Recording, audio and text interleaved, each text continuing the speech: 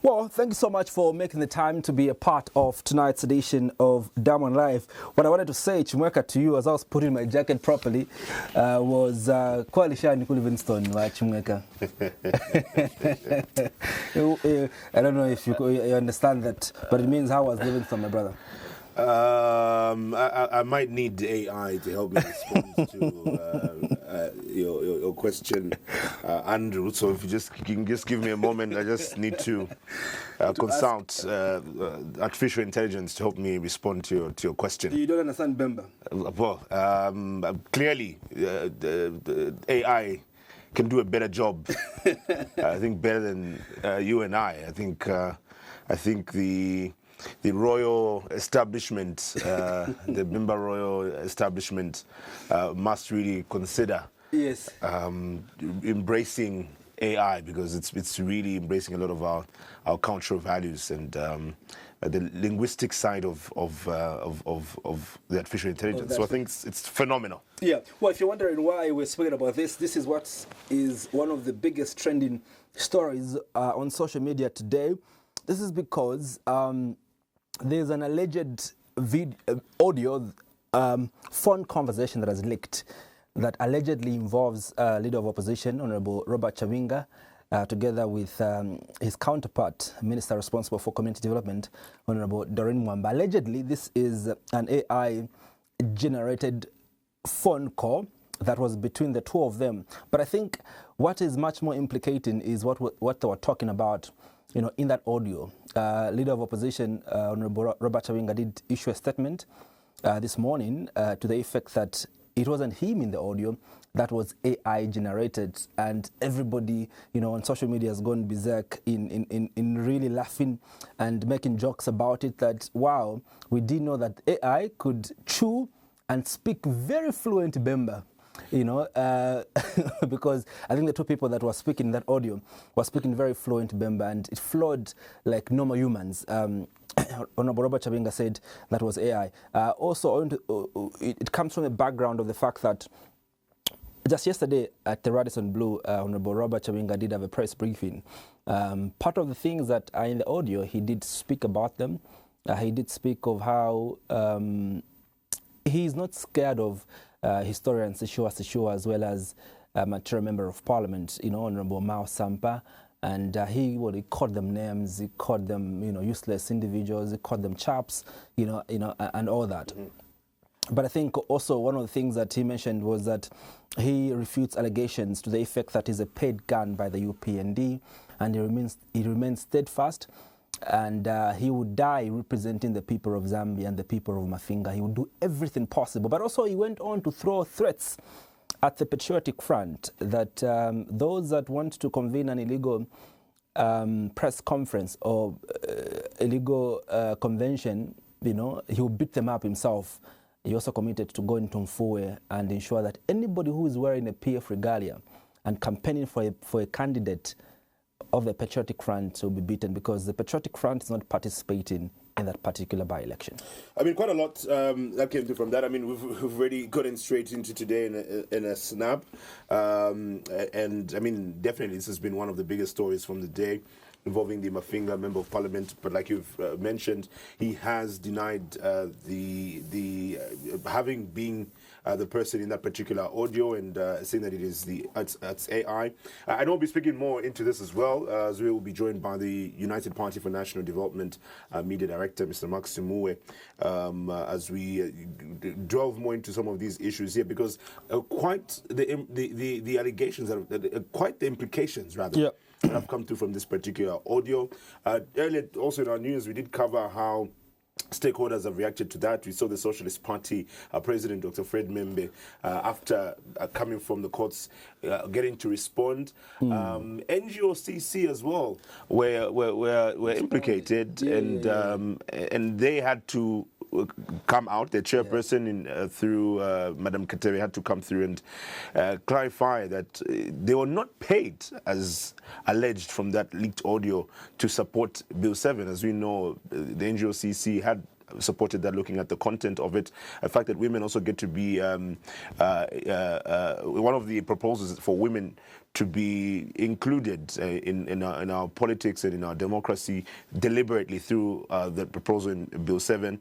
But having denied that they were not paid they were not bribed to support Bill 7, according to the allegations in that particular audio. And not only that, if you look at, there's a lot of implications at a presidential level. You're looking at implications at a different level. And let's also remember that part of what we are dealing with here is also international bilateral relations. We're talking about South Africa, we're talking about Zambia.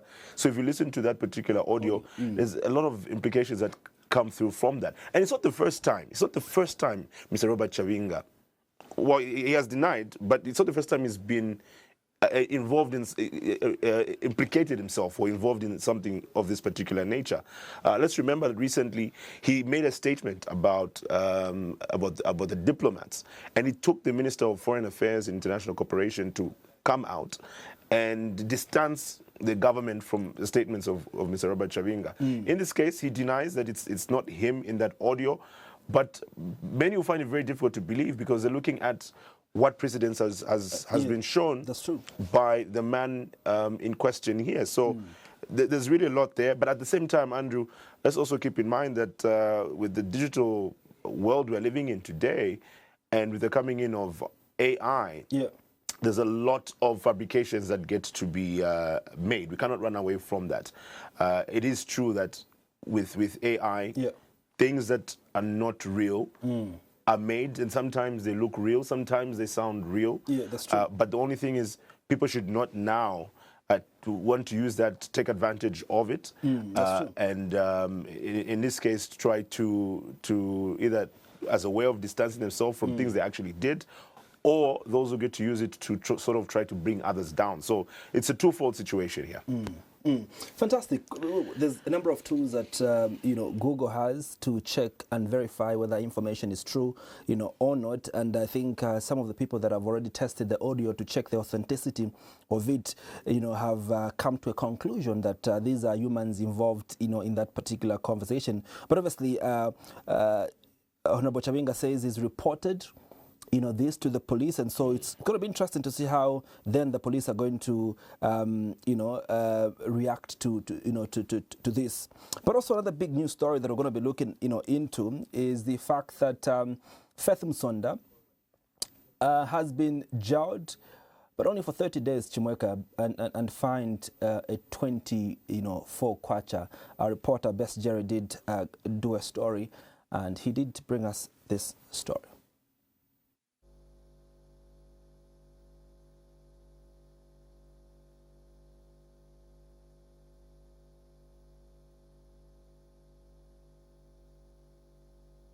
A late-night incident at Community House, the residence of President Hakainde Hichilema, has landed journalist Faith Msonda behind bars.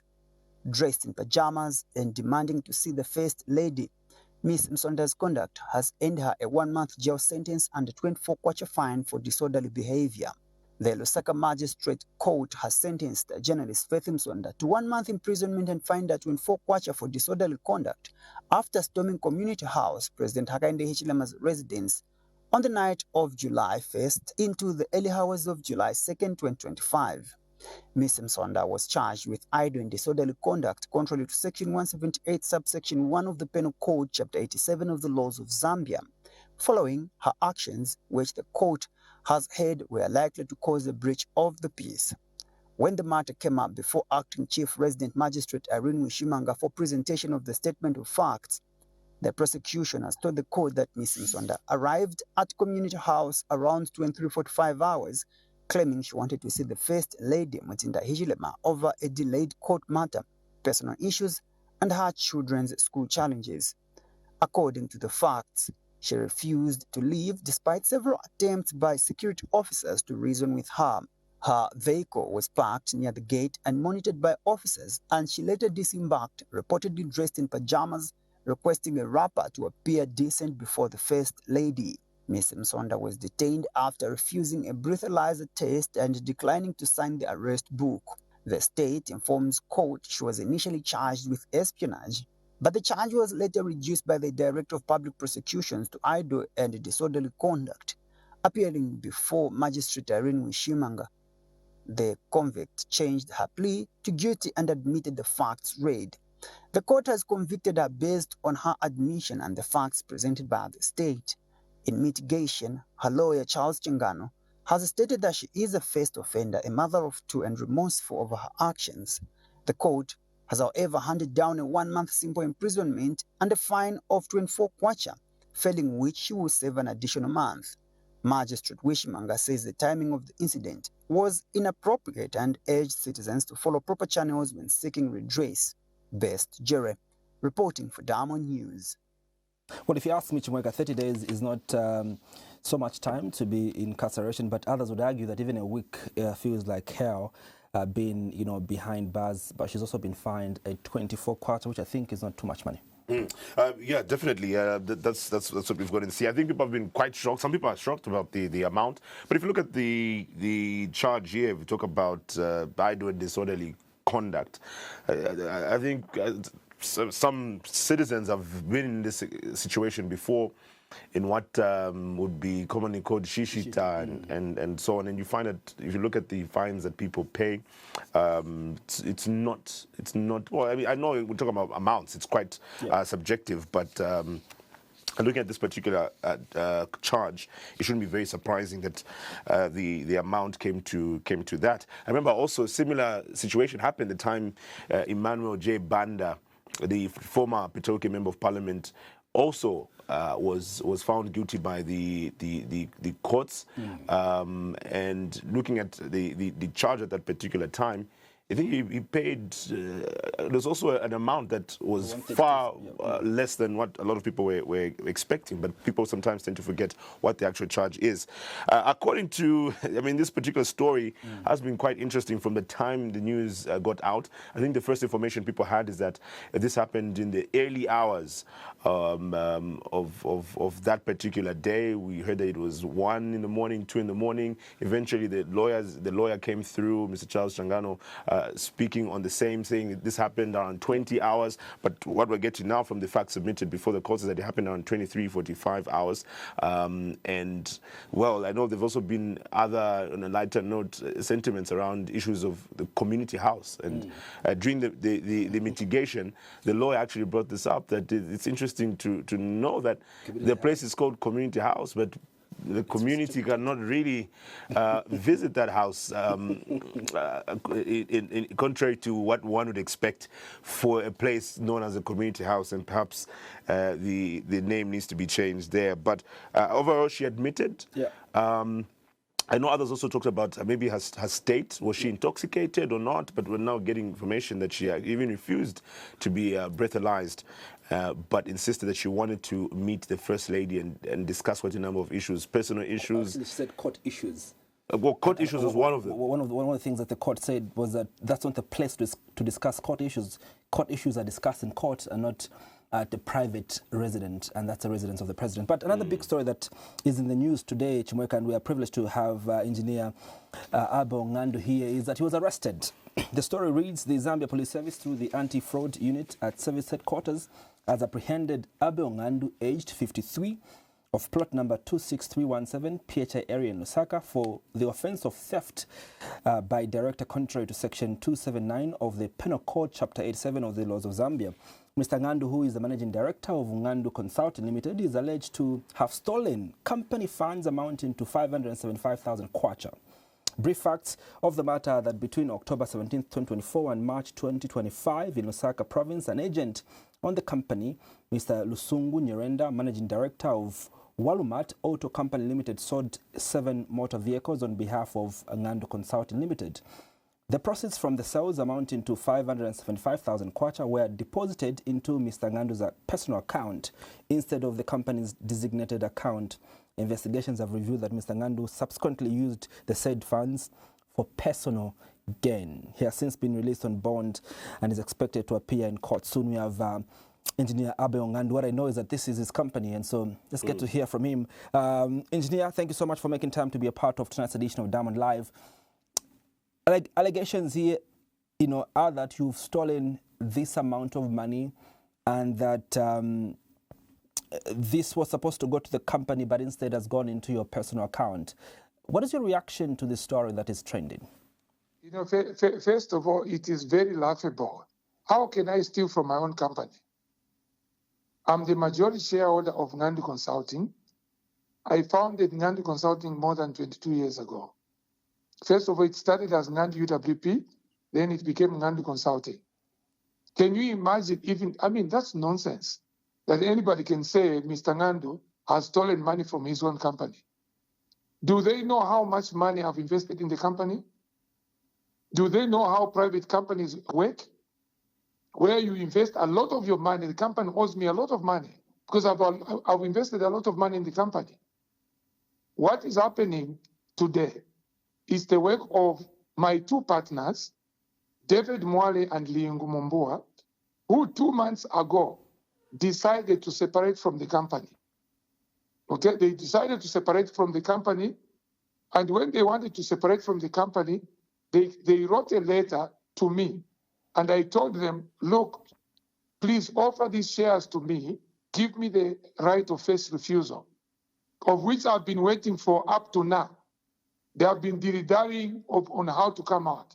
But what they have done going forward is that they have become malicious, and that is what has led actually to what has happened today. They go there, they accuse me to say I've stolen money from my own company, and that's ridiculous. And actually, can you hear me? We can hear you. Yes, we can hear you. Yes, actually, I can tell you, they are working with a former press assistant, George Chela. George Chela, they are working in collaboration with him. We had actually, I'll tell you, I differed with George Chela about 2 to 3, 4 years ago. And from that time, he has been fighting me and all that kind of stuff for no apparent reason.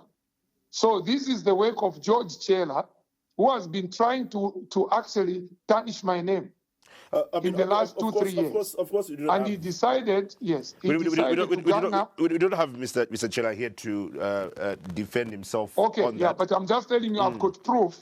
I can tell you, I've got proof that actually he had written to our company, one of our company called AOD Plant and Fleet Management, which I can give you the document, claiming that he has shares in an engineering company. And I want to say this. Yes, I'm saying, but please, you can come and get that proof even tomorrow. I can give it to you. But he was claiming that he has got shares. Yeah. Sorry, that I had offered him shares in an engineering company. Why would I give share? Why would I offer shares to a non-engineer, a journalist? For what? And I can tell you, from there onwards, he has been very malicious. And they have teamed up with my partners who are leaving the office, by the way. They resigned about a month ago from the company. And all this that you have seen is pure sour grape. It is out of spite. And I can tell you, I have not stolen any money from my company. But is there I've been running my company for the last 22 years. Is there any iota of truth that this monies amounting to 575,000 kwacha was deposited instead in your personal account? You know, first of all, there's nothing wrong. First of all, I own this company. There is nothing wrong in people paying into my personal account. There's nothing wrong in that. What remains afterwards is administrative on how to deal with it. The company owes me a lot of money. Okay? When I'm putting in my personal money into the company, it is not criminal. When I claim back my money, it is criminal. What is that? That is unacceptable. You know, this I can tell you right now. I want to put it on record. I have not done anything. That is my company. I'm the majority shareholder. And those people have reported me, I can tell you. Those people, I formed this company 22 years ago. First, I employed them for 7 years. Then I broke up from UWP Consulting of South Africa, where now I invited these guys to join me. It is called Ngandi Consulting because it's mine. These people I invited, they never put not even a ngwe into the company. Then today they should be talking about to say Ebo has stolen money and whatever. This is totally out of malice. And it to be defended in the courts of law, it to be defended because there are records. And every private company has got records. Before we let you go, Engineer Ngandu, what was your experience like also? I mean, having been before the police and generally how the matter was handled. I'd like to believe, obviously, you got, for you to be here means you got bond. How was the situation with the police? No, I came out. I mean, look, I was given a police bond. I came out. I was given a police bond, you know. I was given a police bond. I went there. I complied, whatever. I'm a law-abiding citizen. Yeah. This is a very straightforward issue. You know, first of all, if the police wanted, they would have come to the office. We showed them the records. But look, every person has got a right to go and report to the police and to make whatever wild allegation they want to make. Okay? But, yes? Go ahead. Yes, go ahead. Every person has got a right to go there and make these crazy allegations. I mean, can you imagine to say Ebong and to store money from Ngandi Consulting, the company owns? That's ridiculous. Engineer Ebong Ngandu, Managing Director at Ngandu Consulting, thank you so much for making time to You're speak welcome. with us. Yeah, right. Thank you. So that is Ex-EIZ chief who has been arrested, but also he has given his side of the story. And yeah, he says he's innocent, it's his company, and he says we'll deal with the other things later. But tonight, Chimweka, we have the UPND Media Director in Simuuwe. Obviously, we're going to be speaking to a number of issues, one of them being whether the UPND is on course with its campaign promises, but also many are quoting him for what he said today by jumping on the bandwagon to believe that the leaked audio that is circulating on social media is AI generated. He's going to be speaking with us right after these short messages.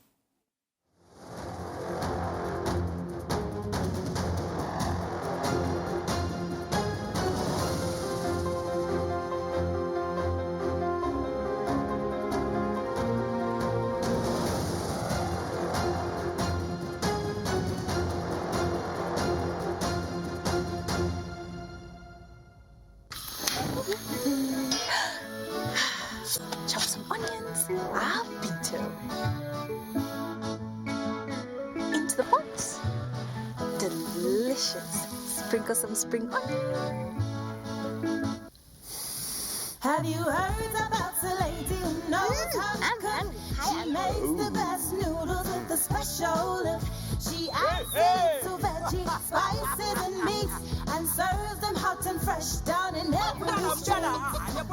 Mama Benson noodles, hey, you make me smile. Mama Benson noodles, tasty every time. Mama B is making bento tonight. Mama B is making bento tonight. Mama B is making bento tonight. Mama B is making bento tonight. Good, better, bento.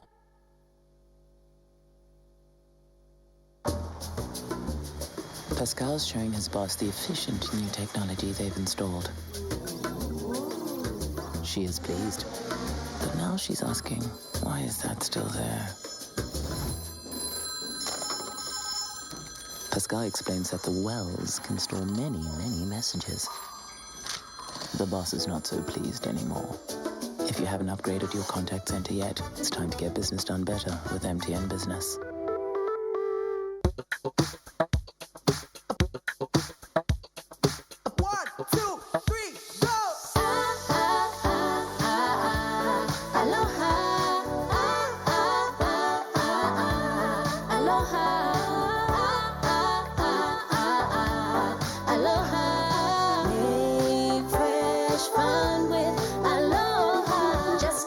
As 1, 2, 3, and all my clothes are squeaky clean. Quick to remove the dirt and stains, and a fresh fragrance remains. Never seen nothing like it, that's exactly why I like it. So whether color white or black, it brings a new right back. Aloha. Aloha. Aloha.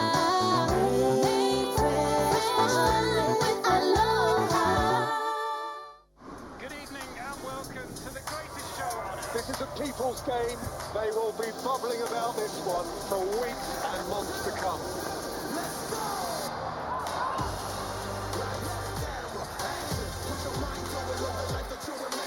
Wherever you are, whatever your reason, it's on SuperSport all season long. Reconnect to DStv Compact and GOtv Super Plus today and get the best football on us.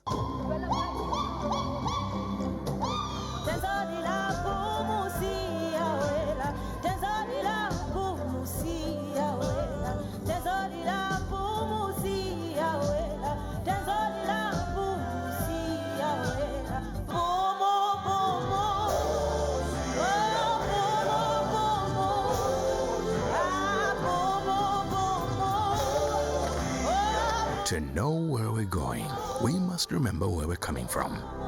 Boom. Never forget home. Welcome to an electrifying new epic of agricultural shopping. Nestled in the bustling Lusaka showgrounds, the Nemchem Agri Division is more than just a store. It's the lighthouse of advancement, searching for top-notch biosecurity, cleaning and pest control solutions. Attention! Local businesses, your quest ends here. Get ready for a thrilling journey in agricultural retail. The future begins at Nemchem Agri Division, your supermarket for superior quality. The revolution of agricultural shopping starts now. It's about empowering your business and nurturing your community. Call us today or visit our shop at the Lusaka Showgrounds. The meaning of life is not to simply exist, but to move ahead. To rise up and achieve. To conquer. Introducing Kung Fu Energy Drink, your push for the next conquests. Kung Fu Energy Drink. Master the power. Today, start big with Victory Cornflakes. Victory Cornflakes. Start big. The end of your journey will be big. Stay on your feet, chase to achieve. Give it your all and just believe that it's gonna be big when you start big. Victory Cornflakes. Start big today. Victory Cornflakes. Remember to always keep it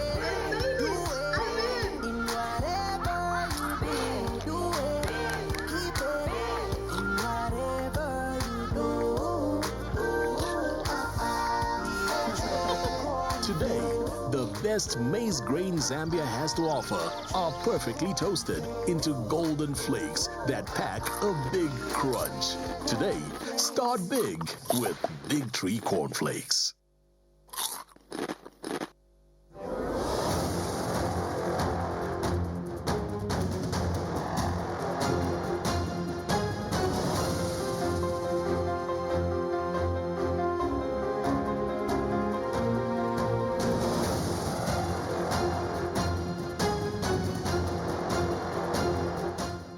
Well, thank you so much for still staying with us. Now, the ruling United Party for National Development has raised alarm of alleged efforts by some Patriotic Front leaders to destabilize the government. The party claims that certain individuals within the Patriotic Front have received a total of $1.5 million to carry out unconstitutional activities aimed at undermining Zambia's peace and democracy. UPND expressed disappointment that the former ruling party, once known for its pro-poor stance, is now allegedly involved in schemes meant to incite disorder and provoke public unrest.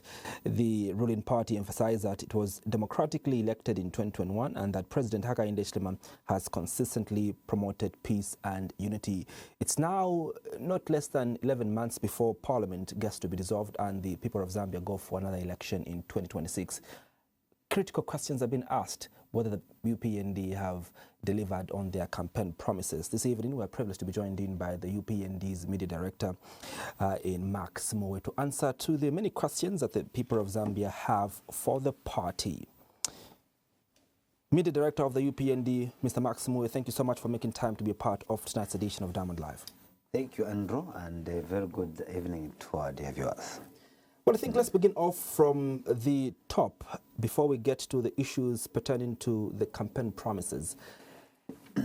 Yesterday, we did see the leader of opposition in Robert Chimweka having a press briefing. Thereafter, later in the evening, we did see an audio circulating that was being played by Ambassador Emmanuel Mwamba. In this audio, the president has been implicated of having worked closely with Mr. Robert Chimweka to bribe the judges in South Africa so that they could render a judgment in favor of this government. This is in relation to the repatriation of the remains of former President Edgar Lungu. What do you make of, this audio where the president has been implicated in? I think it goes without saying that State House has rubbished the audio in the first place. And I've seen also a post by Chimweka himself where he has indicated in no uncertain terms that it is not a representation of his own content. So it's a matter that, according to him, has drawn the interest of law enforcement agencies. And to that effect, he has opted to report to the police while engaging his lawyers for possible litigation. So, obviously, delving into the nitty-gritties of what may have emerged other than what has been presented on social media may, in a way, be jeopardizing his own matter. So, details as to how much information he knows could only be better answered by himself. But from his posts, what we could deduce was an AI. And it is also interesting that someone commented, or rather posted a very interesting comment that how can there be an AI with someone having some chewing and all those things. It reminds me of a presentation on artificial intelligence, which had an opportunity to attend and, of course, participated, by a number of countries in Yunnan province. It must have been in Beijing, yes. The summit of ministers on AI. One of the key issues that came out of one of the presenters is what AI is capable of doing. That right now there's no question that you can ask AI which cannot provide answers to. Artificial intelligence, which is basically operating like a human being. Any other question, in fact, beyond a human being, you ask it a scientific question, it will answer. You go to woodwork, it will answer. You go to electricity to answer. Have you taken time to set you get to allow it to produce animal sound to answer. You tell it that I want you to respond, but in responding, it should come out like you are in a hole and people should crap it to answer.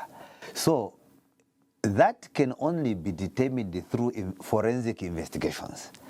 So when you are dealing with electronic media or cyberspace, anything that is posted in the cyberspace can only be verified using technological advanced equipment that separate what could be termed as true content or not. So in the meantime, the extent to which I can go is by looking at what Chawinga has posted. But have you listened to the audio yourself? Of course, I had an opportunity to listen to it. But just on that, when you speak about investigating and ascertaining, the facts around this, what would you say about the application of just generally the rule of law? Because it's not the first time that we're hearing of a leaked audio purported to be certain individuals aligned with the UPND and the government of the day. And from what we usually see, is a lot of these investigations are not very conclusive. One example we can give is there was a time where the political advisor to the president was in a similar way being implicated at the time. Also, so we heard the Home Affairs, former now Home Affairs and Internal Security Permanent Secretary, Mr. Akafumba, in relation to the Democratic Party. So we've heard of these things before, but there doesn't seem to be conclusive investigations, don't you think? I don't think so. These matters should be handled as isolated incidences, and they must be understood based on their own environment. Under the circumstances, when we talk about them being conclusive, the first impression that would give is that we are not law enforcement agencies. Until they have given us a position as Zambia Police Service that we have not concluded on this matter, we may not be able to conclude on their behalf. That's not conclusive. I have not heard, in my view, an official statement from the Zambia Police Service that they have abandoned a particular matter. So the extent to which we could perhaps deal with the question you've asked of being conclusive can only be understood from the point of view of law enforcement agencies giving an official position to that effect. Now, again, getting back to Mr. Robert Chawinga and why some people may believe or deny that it could be artificial intelligence's precedence. With Mr. Robert Chawinga, recently, we heard him make a statement around ambassadors who are accredited to Zambia, something that the Ministry of Foreign Affairs International Corporation had to distance themselves from. And this is somebody who has publicly made his intentions known to be a part of the alliance. Not quite sure if officially is part of the alliance as a Patriotic Front leader, as he has been informing the public. But don't you think that even with Mr. Robert Chawinga getting to work with the UPND, there could be issues that may implicate you as a party? Now, I think the issue of trying to drag Chawinga into UPND is not a fair proposition, in the sense that he that alleges must prove. People should be able to adduce evidence. How does UPND come in? You may wish to know that even at a time that Mwansa had a fight with the late President Edgar Lungu, it was assumed that Mwansa was working with us. To date, Mwansa has not told you how much he was paid by the UPND to have grabbed the leadership from Edgar Lungu. But they went and reconciled without him, and it has died a natural death without him telling the nation how much he received at any point. Because at that time, UPND again was dragged into this particular political quagmire. But I should mention also that it would only be fair for us to indicate that at a time that PF started having problems, it is not UPND which decided to resolve that they postpone their presidential elections that they had envisaged. It is not UPND which made an advert to the effect that people that needed to aspire for the presidential position were called upon to tender their applications. UPND was remote from the Patriotic Front system. It is usually the case when the opposition are not performing well, or you literally have no opposition, that blame will go to the ruling party. How is it that we had UPND? Remember, at a point, I want you to give you something that was more conclusive. At a time of the United Party for National Development in the opposition, we had vice presidents leaving. Sometimes before they could leave, you could see certain blogs publishing that one would leave. They will ditch the UPND and then they will move to the Patriot Front. They will start insulting UPND would move on. So my view is that the opposition should demonstrate enough political stamina to showcase what they have. In the case of Mr. Robert Chavinga, and where the UPND comes in, he's been quite open about it. He's already endorsed President Hakainde Hichilema for 2026, and has made his intentions known that he wants to be a part of the UPND alliance. So he's been quite public about his endorsement of the UPND. Of course, he has not done that first, and you need to also understand that UPND has been with the PF in an alliance before. It's not something that is new. If Chavinga wants to come into the UPND alliance, he's welcome. In any case, the Constitution allows you for freedom of association. Sometimes when you have these conversations, they will be discussed as though it is a conversation out of this space, that people are creating something that is abominable. But we should all agree that there is freedom of association, and if we do not want it, we must strike it out of the Constitution. I think that is fair enough for us. So it is within his right. If he believes he has to come to the UPND alliance, he's welcome. But again, it should not be a problem when it involves Chavinga, just like it is not a problem when you saw MMD coming in with Dr. Nevas Mumba. You saw also Honorable Winter Kavimba, who once worked with the Patriot Front, coming to the UPND. And we are yet to have an MOU signed between the party spearheaded by Honorable Kavimba and the UPND. So that should not be seen to be harmful. My worry is that, aren't you worried as a party? I know that you want to discredit what is in the audio by virtue of the fact that it's AI generated, but the allegations he makes are very damaging on our country, because he alleges that you want to bribe the judges, in South Africa, so that the case involving President Edgar Lungu must go away. Don't you think this is damaging? It would only be damaging if the undertaking is possible. And what should be made very clear is that that's why there is suspicion in the cyberspace. People can come up with any conversation, they can discuss anything, but as they allude to the fact that if you are alleging, you must be able to prove which judges are being targeted. I think what should be fair enough is for us to indicate that let us allow the court to preside over matters in South Africa in a manner that befits a successful justice system without interference. I know that these debates are expected, and some of these manipulative conversations are expected. At the end of the day, there is only one ultimate that is being sought by the Zambian government, that ECO be buried here. Because what would be more damaging is a former head of state being buried in another country. The issues that you are looking at are too minor to extinguish the bigger picture that we should all have as a country. Can you imagine, think of an African state where one former head of state has to be buried elsewhere. You think of one. Even in those countries, you find that they are, this push to exhume bodies and take them to their countries where they are domiciled. So we should not reduce the funeral to the family. That's true, that we mustn't reduce the funeral to the family. Even traditionally, the family must be respected as well. There is no family in the neighborhood which mourns alone. It will raise eyebrows. Where you bury neighbors, then you want to mourn and bury alone. That is a very serious issue to deal with.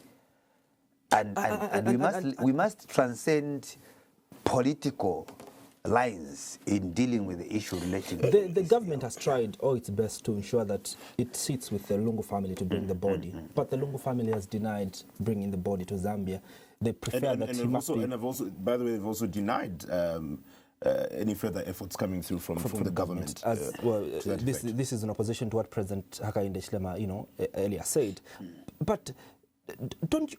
And many have asked, Mr. Simuuwe, that what is it with the body of President Edgar Lungu that this government really wants it to come and be here? Why don't you respect the wishes of the family? The same question should be asked. What is it that the family is hiding from the South African government and the Zambian government? Okay? Is there anything that we need to know as a country? So is hiding the correct term, though? Because what they're saying is they just don't want the presence but even then, of the president, and they were quite specific at where they didn't want the presence of the Republican president. You cannot be angry on behalf of the dead. But they say that this was from him. No one can prove to us that. Listen to this. That's what I'm saying. Let us be careful how we traverse around this particular procession as we have a clear, dignified send-off of the former head of state. It is only a few individuals that are telling us that that's what he wished. No one is able to prove for us. We are using oral tradition to pass on the message. And those same few are those who are closest to him. We are saying the death of ECL is beyond the family lines. He's the former head of state. I agreed. So when you ask a question, why is government pushing? It's for the very purpose of national integrity. It is a serious indictment on your sovereignty as a country to have a former head of state buried elsewhere. I'm sure you've seen what it's culminating into, where South Africans are having pockets of protests, blocking even innocent Zambians that are seeking medical attention in various private hospitals in South Africa. And I'm sure there's a picture I saw, true or false, where one of the renowned bus operators, passengers being attacked and all those things. But we can obviously get rid of this. It's also strange that you have one person where two graveyards are waiting for him. Okay? So obviously we can bury this and move on to issues that are affecting the living. ECO is gone. He's not coming back. He has to be buried.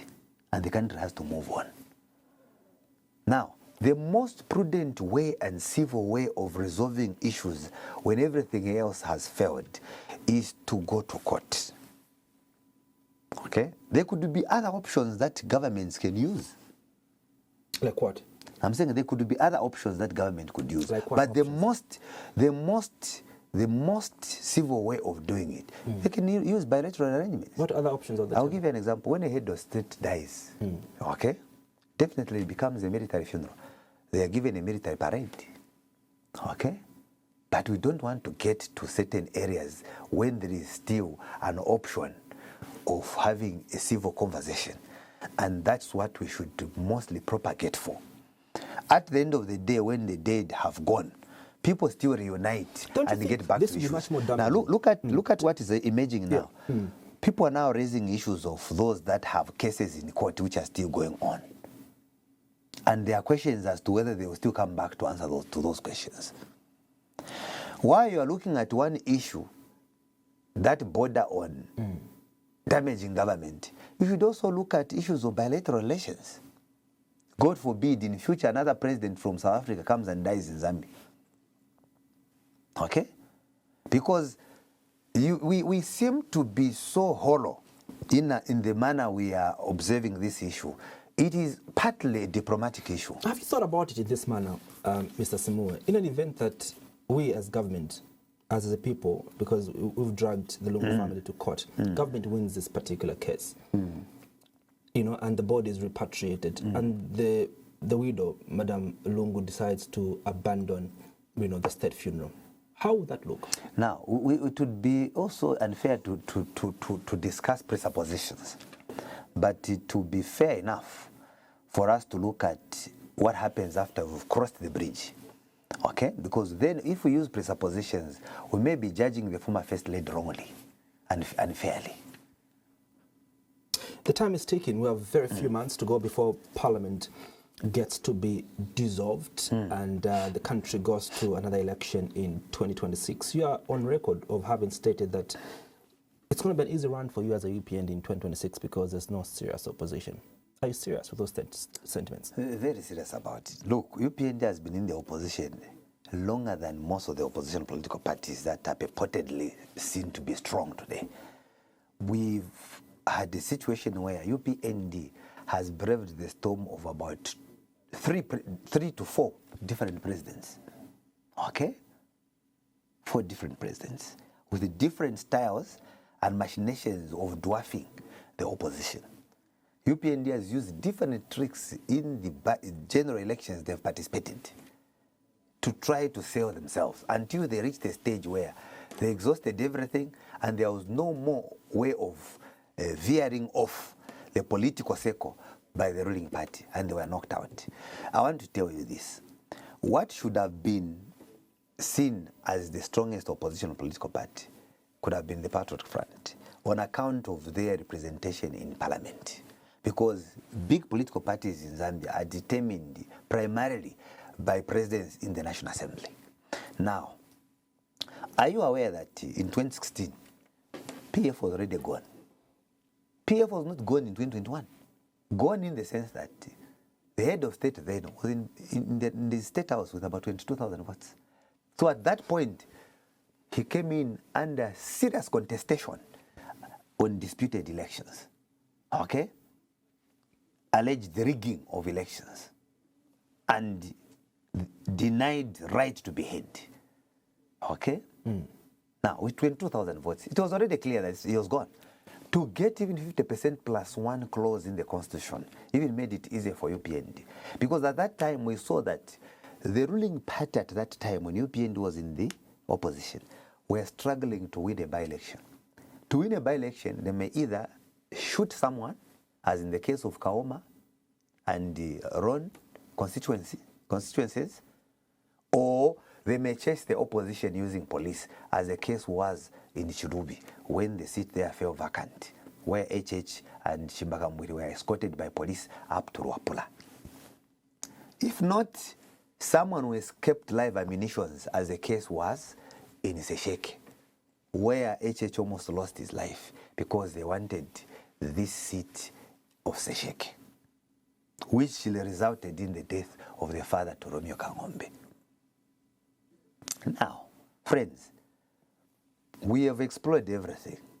We are close to about 110 by-elections that have been held. There has never been the opposition political party that has lost this far.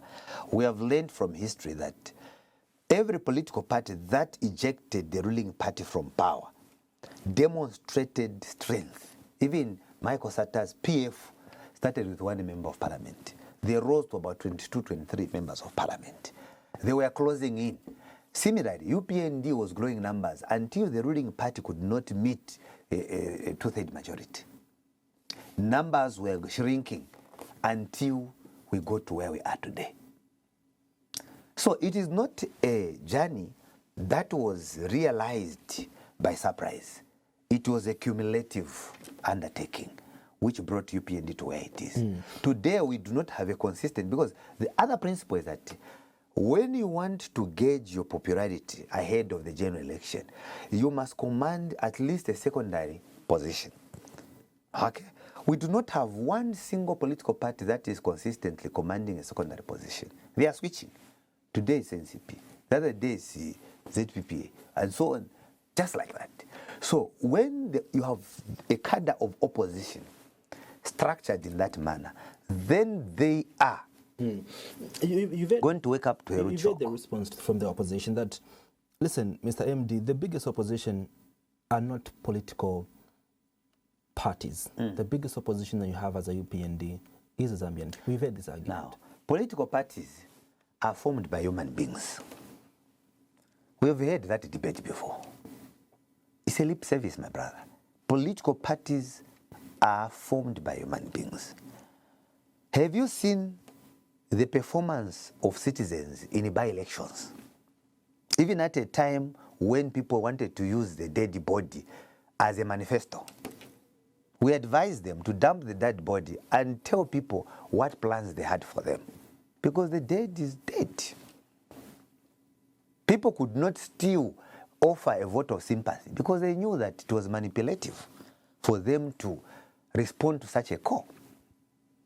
And so I want to tell you that the only probable way in an electoral system of gauging your popularity is through the ballot. Never make a mistake. So does this mean that you're relying on these by-elections? Are they a yardstick for you to measure your popularity when political history and precedence has shown before that a ruling party can still be able to win by-elections and still not win in the general election. So are you still using this as a yardstick? I don't know where people are getting it from. Because where we are coming from, for us to know that MMD was going, PF started grabbing seats from MMD. The moment we saw MMD struggling to win a by-election, we knew they were gone. And I remember I was used to interview these people. Michael Sata would say, we have grabbed this one, we are also grabbing that one. Okay? The moment we saw MMD losing by-elections, then you knew they're in trouble. Again, we saw PF struggling to win a by-election, like I mentioned to you, that for them to win a by-election, they would either kill or they would block the opposition. Or they would take over the entire calendar for campaigns. And they're using the same argument. Now, here you have a situation where you have the opposition going in the campaign area. You have the Socialist Party even distributing eggs to villagers. Okay? They will even hear them throwing some, tantrums in the field that come rain, come sunshine. You heard Membe himself telling citizens that Lumezi was going to be used as a yardstick for 2026. And I agreed with him.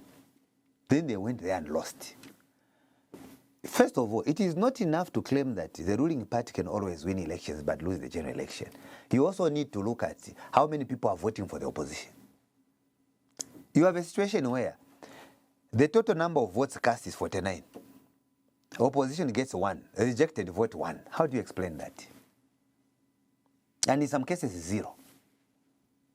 Tell me when UPND in the opposition ever performed like that. Tell me. Because the arrangement should be that for you to be seen as a force to reckon, it must be a neck-to-neck kind of affair. That's how we were operating. You must be growing by numbers. We saw, initially they were saying UPND was only in Southern Province. Broke into Western, broke into Northwestern, then took over Belt Rural, and now got into Lusaka, rural areas, Katuba. They started coming in, and here we are.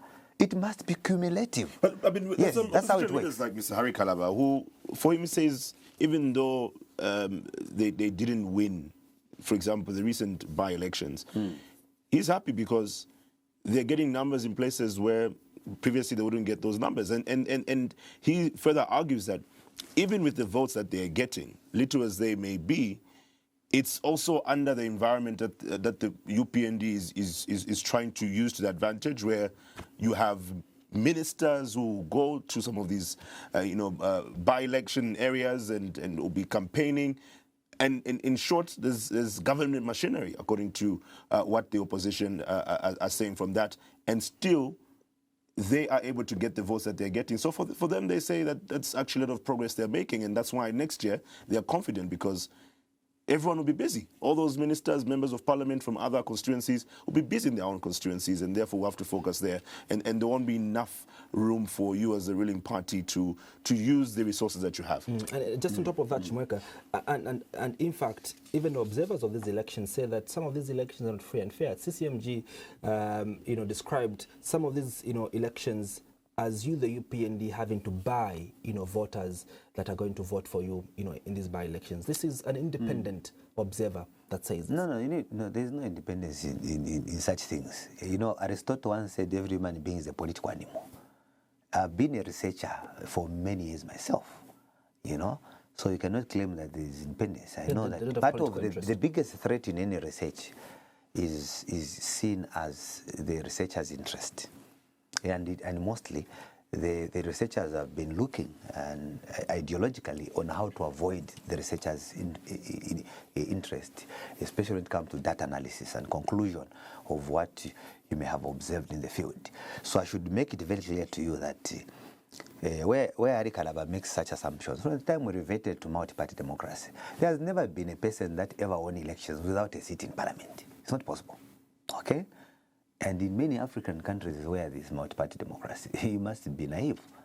You must first of all get to push the ruling party. I'll give you an example of another jurisdiction, South Africa itself. We could see that the ANC continued losing seats. You cannot claim that even if they are losing seats, they are in the ruling party, then this is what will happen. there is no better way of explaining loss of popularity other than losing a by-election. It doesn't matter what time it comes. I have already told you that the moment you see the ruling party struggling, this time it's being done with ease. I've demonstrated to you that previously we saw the PF even stopping HH from flying to go and campaign at a by-election. He goes to Chad, they block him. I'm sure you don't know how Lawrence Bana died. Gary Nkombo, Honorable Mangweta, we have Sitwala, General. We are stopping police officers. Police officers were the ones who were carrying ballot boxes. I'm sure you've seen that video, it's still online in Kaoma. Then they asked and said, where are you taking that ballot box with those ballot papers? Can we see it? That's what was happening. In 2016 itself, you had a situation. I want you to compare the situation. In 2016 itself, we had a situation where our colleagues could total the number of votes, and then after totaling them, they were beyond the number of registered voters. You remember the situation of Zichawamo Kanyama? Okay, they had to sanction a recount. Then we caught some with pre-marked ballot papers, so many of them. That's why the presidential petition could not be given, could not see the day in the courts of law. Okay? And then we went further. We had a situation where desperate decisions could be made of registering foreigners, infants, systematic NRC registration where those areas perceived to be opposition stronghold could not be given sufficient registration materials deliberately. And we told them that what makes you think that the people you consider to be your stronghold, coming from the stronghold, will vote for you? What gives the UPND confidence that you win the 2026 general elections? We've been doing all sorts of opinion polls. You cannot be so naive that you just move in a particular place. In fact, for your record, the number of MPs UPND will get will be far more than what we have today. Because as the situation is, even in Wapula, they know that there is no opposition. And you need to also understand the traditional background of particular regions politically. For example, talk about a northern province. This is not a province that is not used to sing, dance for the opposition. Most of the time, they have been taking a leading role in working with the government of the day. And you are seeing UPND winning parliamentary seats in Wapula, you still think that they are losing popularity.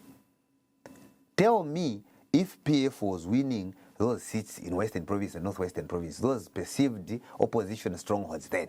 Do you think the people today that you're speaking with, the millions of people that you're speaking with tonight, are happy with the performance of the UPND? It depends on where you stand. If you are PF, you'll not be happy. But let me tell you this. No, based on what you promised. Yes, I'm coming. The thousands of youths that we have recruited as teachers are happy. Go to universities where you find mostly voters. They lost their meal allowances. We have reinstated it. They are happy. And they know that our colleagues are saying, should they bounce back, they'll scrap them off again.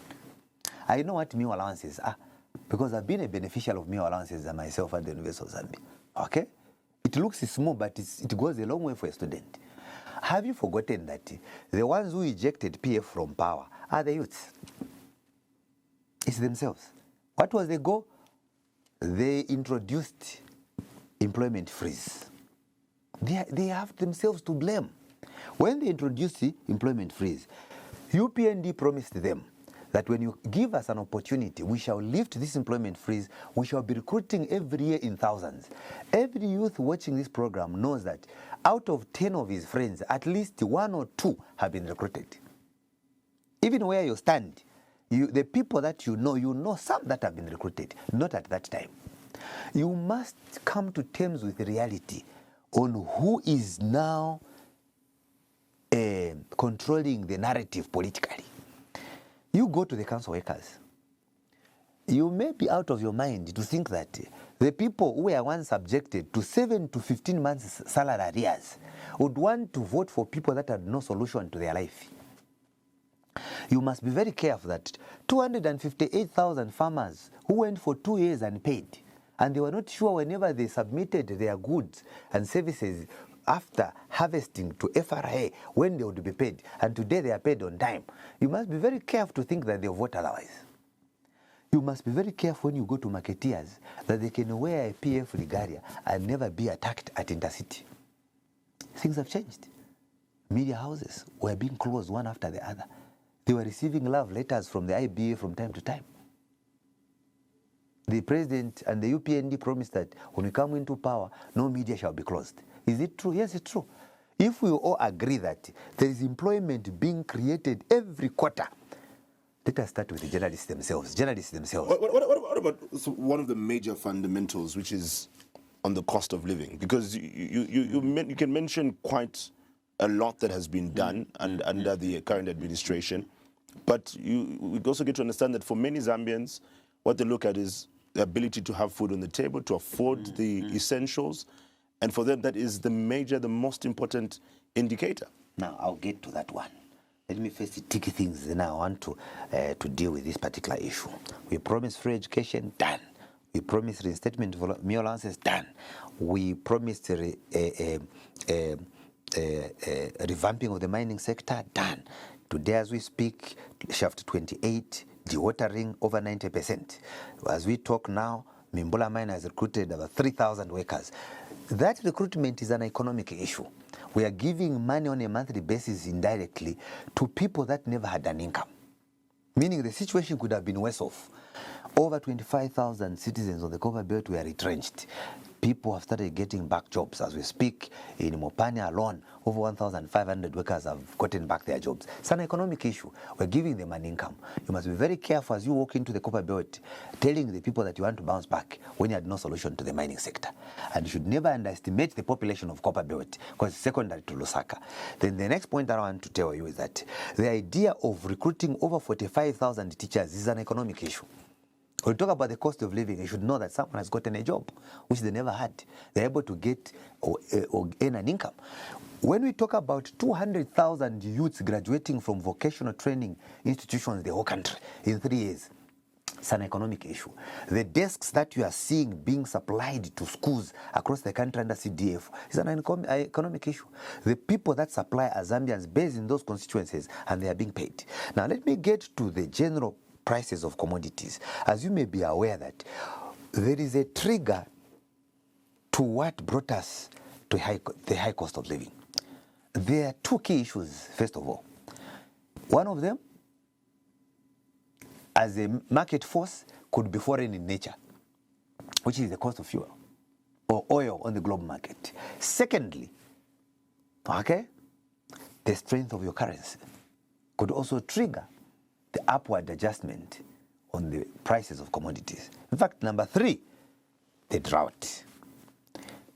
Here is how the drought pushes the price of mini meal and other food essentials on the market. When you have a scarcity of a particular product and there are many people that want to buy it, meaning the demand is high, the price will go up. And that was the case. We have all agreed that the drought was so acute that over 6 million, according to the projections of government, were threatened. Okay? But government, of course, had to come in to ameliorate the situation with mitigation measures of a supplementary budget of 42 billion kwacha. Okay? Where there were other mitigation measures that were introduced, such as extraordinary social cash transfer, cash for work, and the president promised citizens that no one would die of hunger. The issue of a drought was a national disaster, and that contributed to the upward adjustments of prices of commodities, in addition to the global prices of oil, which affected this country adversely. Now, what are the circumstances? The circumstances are that instead of us mourning and pitching a tent, having a funeral over a drought, government had to take initiative. What was the initiative? Number 1, government decided to earmark 17,000 farmers so that they could help them with irrigation equipments. And as at last year, and in fact January this year, we started getting winter maize. In conclusion. And we have continued to get winter maize. Now, what is the state of affairs? The state of affairs is that because The president has been emphasizing on growing the economy by attracting foreign direct investment, including partnerships, so that we can have more, we manufacture more, then we export to attract forex. And it is paying off. As we speak today, just a few kilometers from here in Chiwombo, we are able to get batteries and export to 8 countries, so as to attract forex. With the revamping of the mines, that is not a smoke screen. When the mining sector starts producing and exporting, the attracting forex, then our currency will start appreciating. Today, Bloomberg has projected our economy to be growing at 6%. It is not a joke. This is an economy that we found in negatives. It was growing at 2.7% GDP in negatives. So to move it to 1 and then move it in a short space is what has given us this pomp and splendor on the international scene with regard to how we are organizing the affairs of our economy. So we are headed somewhere as a country. And all things being equal, inflation has started going down. Mr. Simuuwe, UPND Media Director, thank you so much for making the time to speak. Thank you very much, gentlemen, and it's been a pleasure. Hope we can have as many of these issue-based programs as possible. Certainly. That was the UPND Media Director, Mr. Simuuwe, speaking about a number of issues regarding how far they've gone in achieving their campaign promises, but also talking about the leaked audio and what the position of the party is. On behalf of the entire production crew, thank you so much for watching. See you again on Wednesday for another exclusive edition of Diamond Live. My name is Andrew Mwansa. My name is Chimweka. Chileshe. Enjoy the rest of your night. Up next is the Stephen Piwi Show.